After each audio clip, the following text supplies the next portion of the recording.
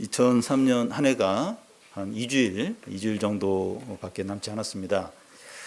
연말이 되거나 연초가 되면 그 인생을 돌아보고 삶의 의미를 생각하는 기회가 되는 것 같습니다.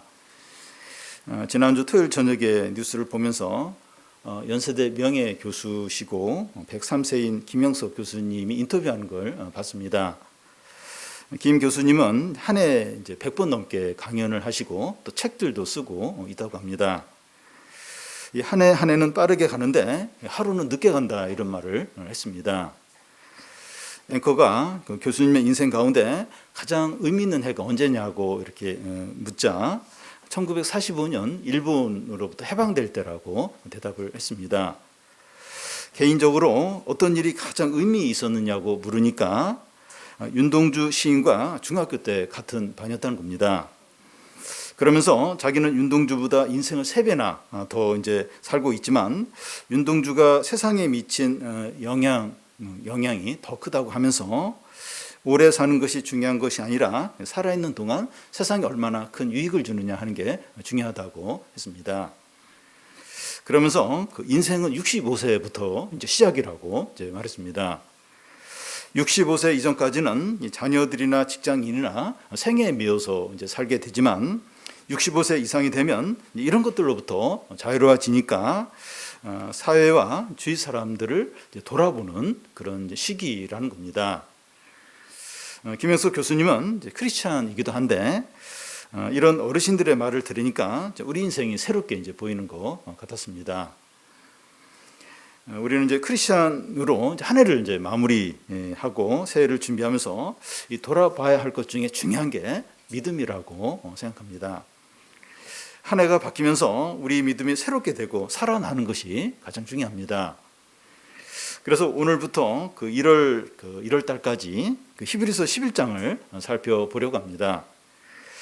사랑의 장하면 고린도전서 13장, 부활의 장하면 고린도전서 15장, 또 믿음의 장하면 히브리서 11장을 이렇게 말합니다. 우리가 히브리서를 읽다 보면 이제 어렵다는 생각이 들 수 있어요. 읽어보면 이제 참 히브리서 어렵다 이런 생각을 하게 됩니다.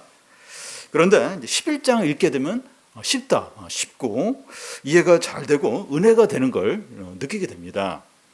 그런데 그 11장만 달랑 떼어서 보면 이제 안 되고 이 앞에서부터 쭉 이제 보는 게 이제 맞습니다. 왜냐하면 성경은 다 이어져 있기 때문이죠. 그래서 11장 앞에 어떤 내용인가 간단히 이렇게 살펴보는 게 필요합니다. 히브리서는 기독론이라고 예수 그리스도를 증거한다고 볼 수 있는데 히브리서는 예수 그리스도를 이제 더 많이 증거를 합니다. 그러니까 신약 성경들 보면 다 이제 예수 그리스도를 이야기하죠. 근데 히브리서는 더 많이 예수 그리스도 중심으로 이제 증거를 이제 합니다. 이 구약 성경을 많이 인용하면서 증거를 하는데 이 구약 성경의 제사제도, 제물, 성전, 대제사장의 예로 들면서 예수 그리스도와 이제 그의 사역을 이제 설명을 합니다. 왜냐하면 구약의 모든 것들이 예수 그리스도와 그의 사역을 증거하는 그림자이기 때문이죠. 그러면 우리가 히브리서를 읽을 때 어렵게 느껴지고 논문처럼 이렇게 여겨지는데 왜 이렇게 이제 썼는가 하면 히브리서를 받아보는 대상과 관련이 있습니다. 유대 그리스도인들이 이제 히브리서의 독자들이기 때문입니다. 그러면 왜 그들에게 구약의 제사제도를 인용하면서 예수 그리스도를 증거하는 게 필요했는가 하면 그들이 유대교로 다시 돌아가려고 하기 때문입니다. 구약의 제사제도는 예수 그리스도를 증거하는 그림자들인데 이 실체인 예수 그리스도를 떠나서 그림자인 그 유대교로 다시 이제 돌아가려고 하는 거예요. 왜 유대 기독교인들이 그 유대교로 이제 돌아가려고 하는가 하면 같은 동족 유대인들이 유대 기독교인들을 막 핍박을 하는 거예요.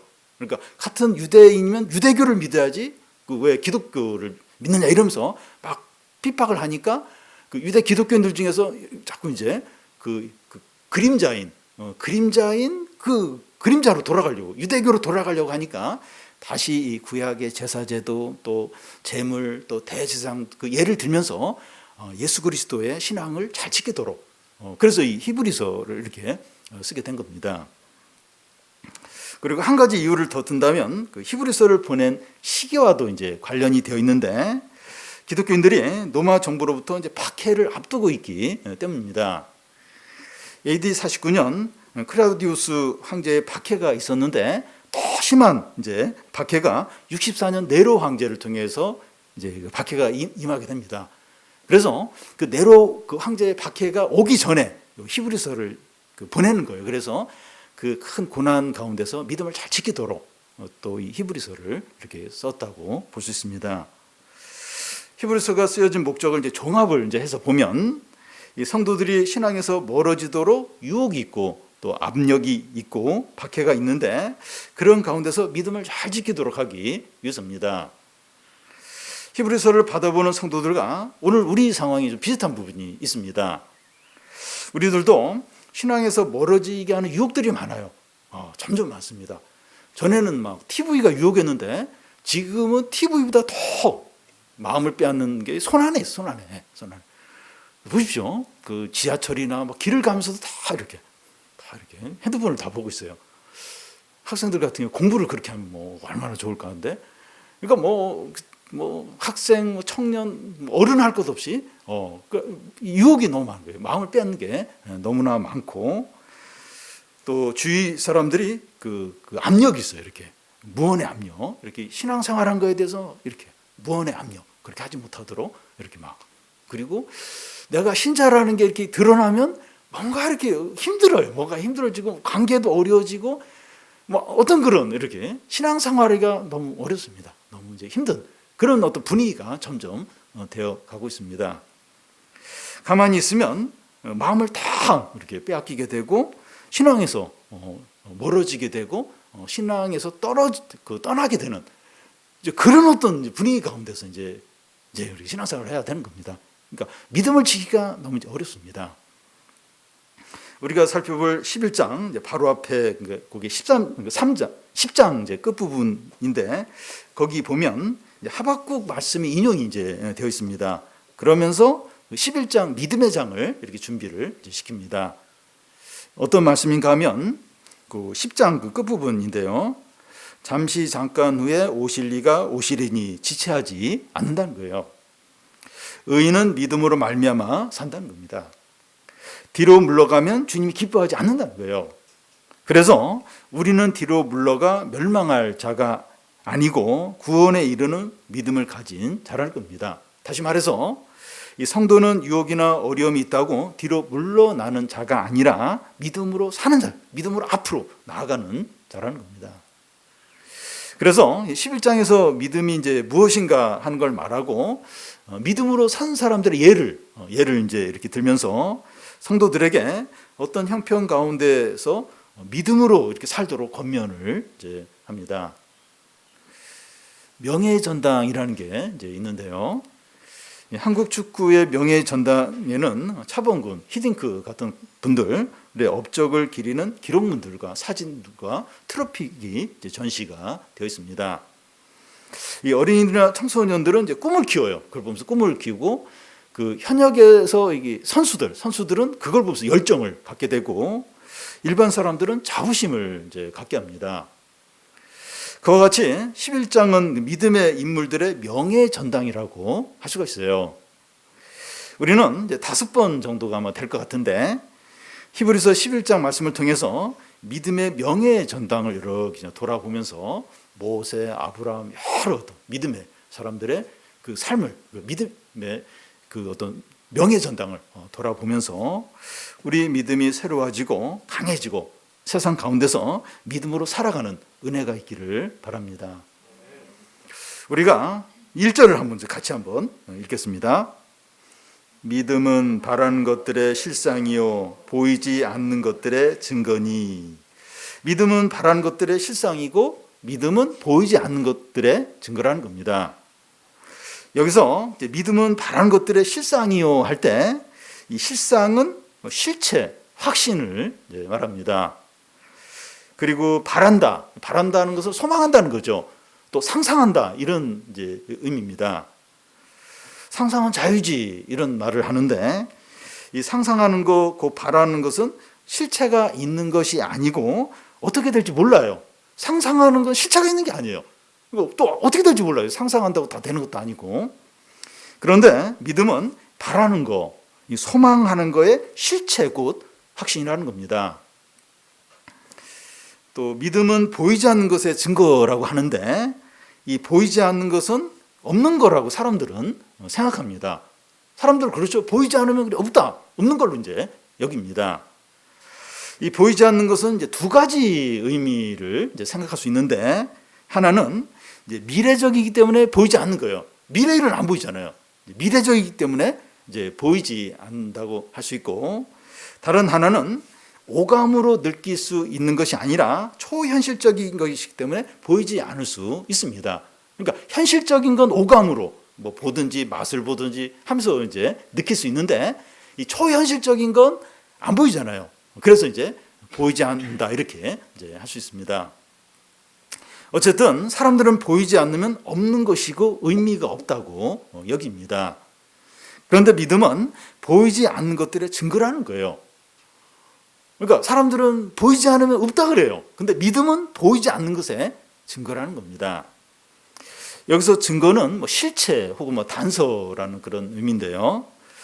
이 증거나 단서가 있으면 실체가 이제 있다는 겁니다. 이제 안 보이는 건데 증거가 있어요. 단서가 있어요. 그러면 있는 거죠. 있는 겁니다. 실체가 있는 겁니다. 그런데 믿음은 보이지 않는 것의 증거라는 거예요. 다시 말해서 믿음은 보이지 않는 것들이 확실하다는 증거가 된다는 겁니다. 이게 어떤 것인지 예를 좀 들겠습니다. 배드민턴의 안세영 선수가 있는데 지난 아시안게임에서 20년 만에 금메달을 땄습니다.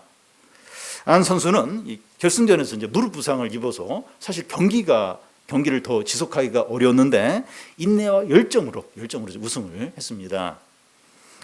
이 안 선수는 경기를 하기 전이나 경기 중에 혼자 막 중얼중얼거리기도 하고 막 소리를 외쳐요. 막 큰 소리를 외칩니다. 왜 그런가 하면 자기도 염려가 되고 두려웠다는 거예요. 그래서 스스로 쫄지 말자. 나는 할 수 있다. 이거 스스로 이제 확신을 주는 혼자 중얼거리기도 하고 막 소리로 막 이제 외치는 겁니다. 놀라운 결과를 만들어내는 사람들의 공통점이 뭔가 하면 신념인 거예요. 신념이 있습니다. 신념은 이제 믿음과 좀 달라요. 다르지만 비슷한 부분이 이제 있습니다. 그 우승을 반드시 해야겠다는 이제 그 신념은 이제 바라는 것이고 눈에 보이지 않는 것이지만 우승이라는 결과물이 나오는데 실체이고 확신이라는 거예요. 그 신념이라는 것이 눈에 보이지 않는다고 해서 없거나 무익한 것이 아니라 바라는 결과물이 나오는데 실체이고 확신이라는 겁니다. 신념 때문에 결과물이 나오는 것이기 때문에 신념이 실체인 겁니다. 그러니까 그 어떤 성공이나 어떤 그 이렇게 뭔가를 대단한 걸 이루는 사람 보면 신념이 있어요. 신념이. 그래서 신념은 안 보이는 거죠. 근데 그 결과물이 나오는데 그 신념이 있기 때문에 그 결과물이 나오니까 그 신념이 그 실체라는 거죠. 없는 게 아니라는 거죠. 무슨 얘기인지 아시겠죠? 믿음이 이제 이렇다는 겁니다. 믿음은 눈에 보이지 않지만 소망하는 것이 이루어지는 결과물이 나오는데 실체이고 확신하는 겁니다. 성경에 이런 예들이 얼마든지 있습니다. 제자들이 갈릴리 호수를 밤중에 건너고 있고 예수님 따로 산에서 이제 기도하고 계셨는데 제자들이 막 배를 타고 이렇게 갈릴리 호수를 건너는데 풍랑이 엄청나게 막 있는 거예요. 그때 예수님이 물 위를 걸어오십니다. 그때 뭐 제자들 일어나다 하면서 막 다 두려워 떨어요. 그때 베드로가 주님이시거든 물 위를 걷게 해달라고 그렇게 말을 해요. 그래서 주님이 그렇게 하라고 허락을 해줘요. 그래서 이 베드로가 물 위를 걸어요. 물 위를 예수님을 믿음으로 물 위를 걷습니다.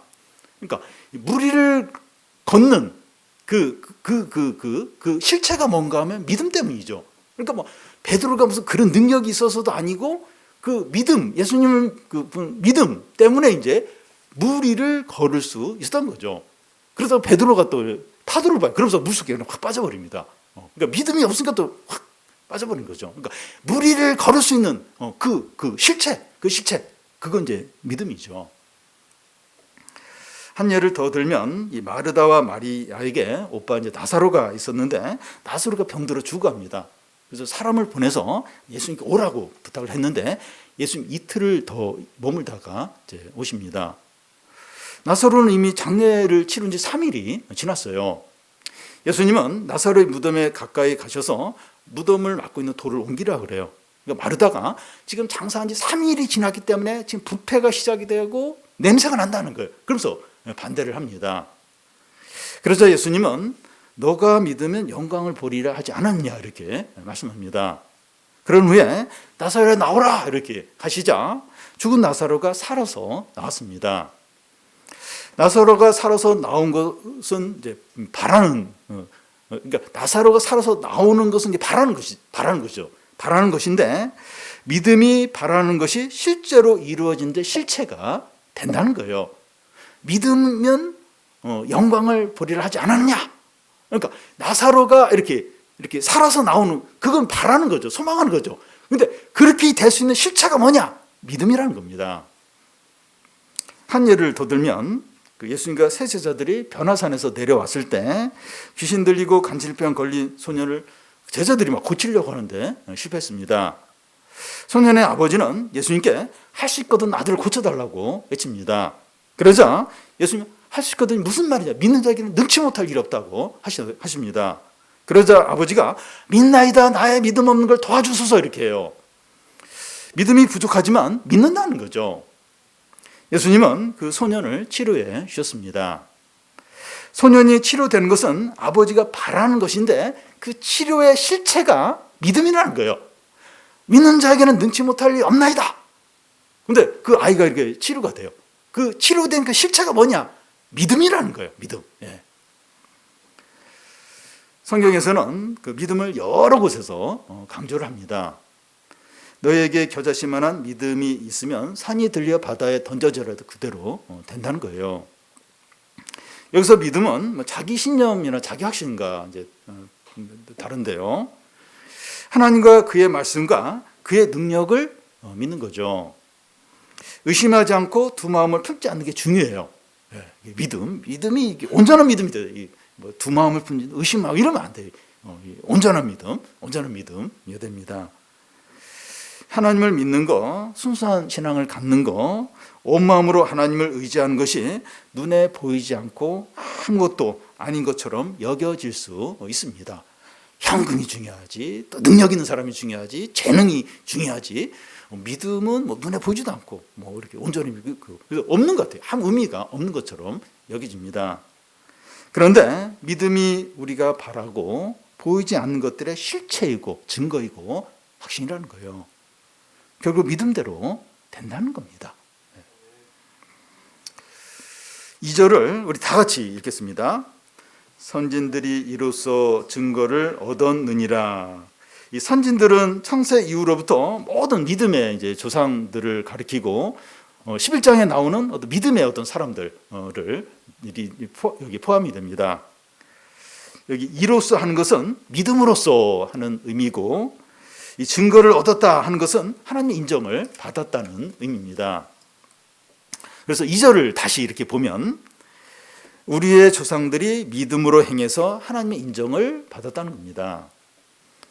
믿음은 이 감정적으로 동의하는 정도면 안 되고 행동과 삶으로 나타나야 합니다. 이제 신념도 이제 마찬가지인데 이 학생이나 운동선수나 사업하는 사람이 성공에 대한 신념을 갖고 있는데 아무런 행동을 안 해요. 그러면 아무 소용이 없죠. 아무 일도 안 일어나게 될 겁니다. 믿음은 그 행동과 삶으로 나타나야 합니다. 그런데 이 믿음이 이제 행동으로 나타나서 하나님께 인정받는 게 불가능할 것처럼 보여요. 얼마나 완벽해야 인정을 받겠습니까? 불가능하게 이제 보입니다. 그런데 행동과 삶이 완벽해서 하나님께 인정받는 사람 아무도 없어요. 뭐 모세나 다윗이나 뭐 아브라함이나 어떤 믿음의 사람도 완벽해서 하나님께 인정받는 그런 사람은 아무도 없습니다. 딱 한 분이 완벽했는데 예수 그리스도죠. 예수 그리스도가 완벽하게 의로우셨기 때문에 우리는 예수 그리스도를 믿음으로 의롭게 되어서 하나님께 인정을 받는 겁니다. 예수님만이 의로우셨어요. 예수님을 우리가 믿음으로 우리가 이제 의롭게 이제 되는 거죠. 우리는 예수께서 행하신 일을 바라보고 믿고 믿음으로 붙드는 거죠. 우리는 오직 믿음을 보고 주님 믿고 그렇게 하는 거죠.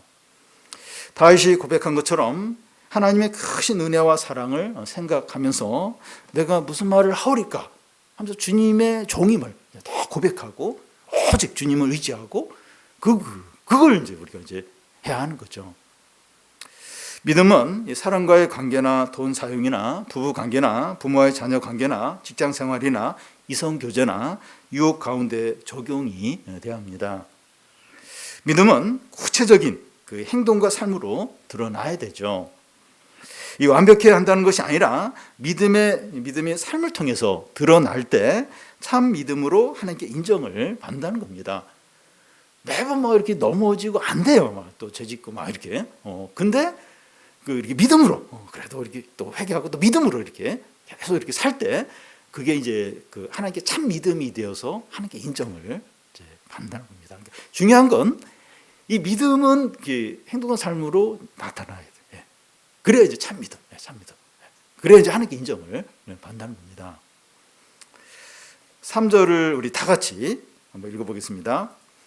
믿음으로 모든 세계가 하나님의 말씀으로 지어진 줄을 우리가 아나니 보이는 것은 나타난 것으로 말미암아 된 것이 아니니라. 믿음으로 모든 세계가 하나님의 말씀으로 지어진 줄 우리가 안다고 합니다. 여기서 그 지어진이라고 하는 것은 창조뿐만 아니라 유지되고 보존되는 것까지 말합니다.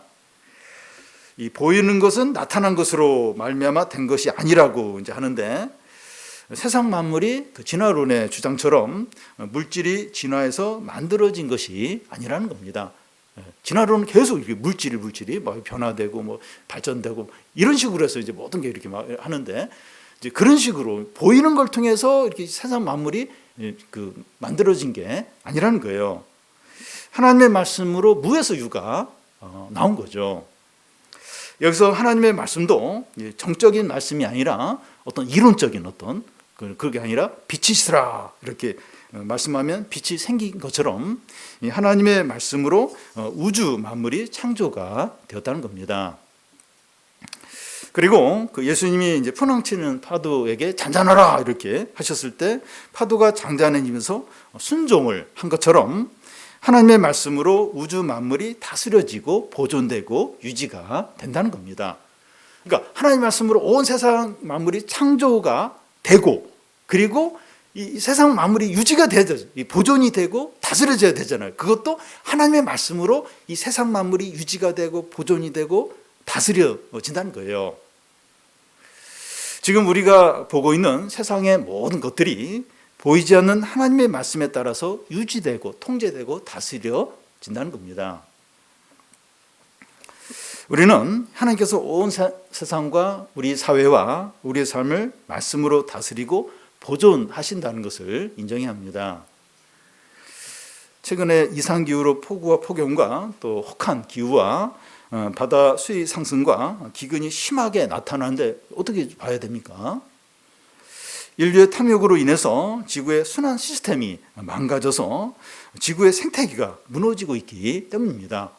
그러니까 왜 그렇게 막 그 중국 쪽에 막 엄청나게 막 이렇게 그 혹한이 막 오고 막 유럽 쪽도 그런데 그 이유가 그 제트기류가 이제 이렇게 돌면서 이렇게 그 북쪽에 있는 그 이제 이런 차가운 공기를 막아줘야 되는데 이게 막 지구 온난화 막 이게 엉망이 되면서 제트기류가 이런 걸 안 막아주는 거예요. 그러니까 막 그 차가운 공기가 확 밀려오면서 막 엄청나게 추워지고 막 이상한 기후들이 막 이제 자주 나타난다는 겁니다.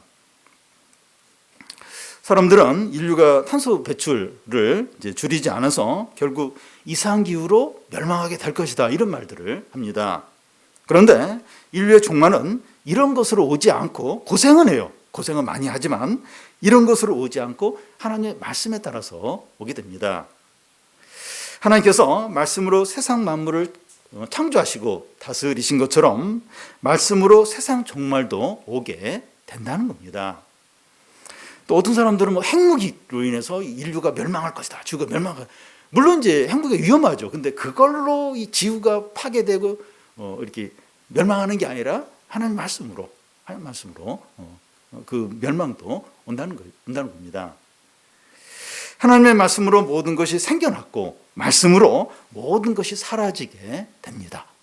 말씀으로 만들어졌고 말씀으로 유지되고 말씀으로 멸망이 오고 다 사라지게 된다는 거예요. 그래서 우리는 이 눈에 보이는 것들을 의지하지 않아야 돼요. 모든 육체는 풀과 같고 그 모든 영광은 풀의 꽃과 같으니 풀은 마르고 꽃은 떨어지되 오직 주의 말씀은 세세토록 있도다 하였으니 너에게 전한 복음이 곧 이 말씀이니라. 모든 영광들 자랑들 다 시들고 다 떨어져요. 근데 이 말씀은 세세토록 이제 영원히 있는 겁니다.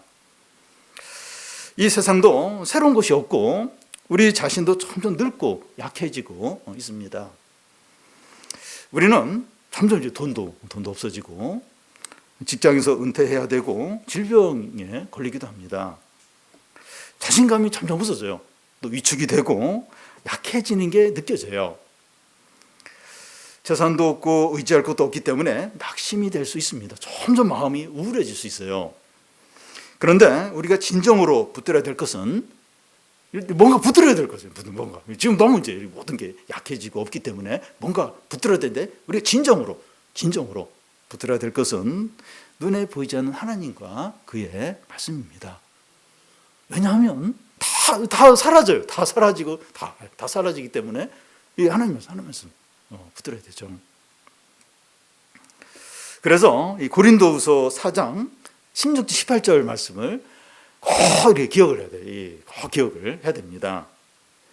우리가 낙심하지 아니하노니 우리의 겉사람은 낡아지나 우리 속사람은 날로 새롭도다. 우리가 잠시 받은 환난에 경한 것이 지극히 크고 영원한 영광에 중한 것을 우리에게 이루게 함이니 우리가 주목하는 것은 보이는 것이 아니요 보이지 않는 것이니 보이는 것은 잠깐이요 보이지 않는 것이 영원함이라. 우리 소유나 눈에 보이는 것들이나 인기 있는 것들이나 현재 잘 나가는 것들은 일시적이고 사라질 것들입니다. 지금 사람들이 대단하게 여기고 부러워하는 것들이 잠깐이에요. 잠깐만 의미를 갖습니다. 우리가 진정으로 바라보고 의지할 것은 보이지 않는 하나님과 그의 말씀과 그의 능력입니다. 이 믿음이 눈에 보이지 않으니까 사람들은 없는 것이라고 이렇게 무시를 하지만 이것이 참되고 실체이고 가장 큰 것이고 영원한 것입니다. 이 믿음대로 돼요. 이 믿음대로 됩니다. 우리는 그동안 눈에 보이는 것들, 경제력이나 사업이나 사람들의 인정이나 부동산이나 외모나 대학이나 직장만 바라봤는지 모르겠습니다. 일시적이고 사라질 것들인데 여기에 온 마음을 두었는지 모르겠어요. 그런데 이제는 믿음을 회복하시기 바랍니다. 이제는 믿음으로 사시기 바랍니다. 그래서 우리의 겉사람은 약해지지만 속사람이 강해지고 믿음대로 크고 참되고 영원한 일들이 이루어지는 걸 다 보고 누리시기를 바랍니다.